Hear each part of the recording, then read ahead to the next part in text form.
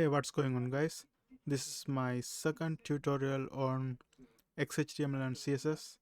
In my first tutorial we have seen how can we download a text editor for Mac. If you are a Mac user, how can you download or it's already built in Mac actually.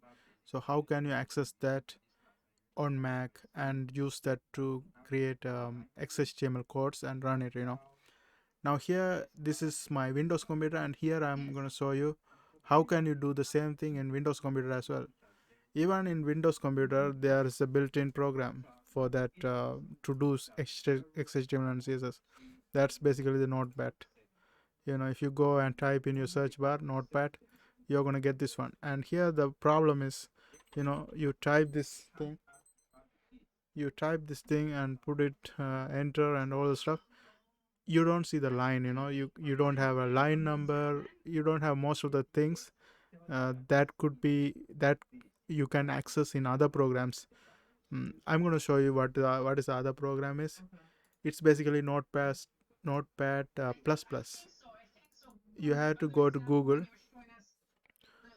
and type Notepad plus plus, and here click the first link. In this one you can see the current version.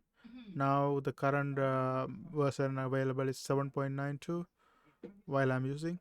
So I'm going to just I already downloaded this, so you have to just download this one, and when you install, it's going to ask you to create a shortcut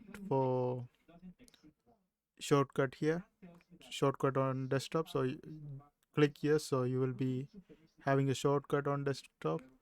It's a simple process. You have to just run it, and once you run it, you will get a Notepad plus, and here you can see as we type we get the line number and all the stuff that isn't available on normal Notepad that's built in your computer. So I hope you guys find this video helpful. Thanks for watching. See you guys on the next video.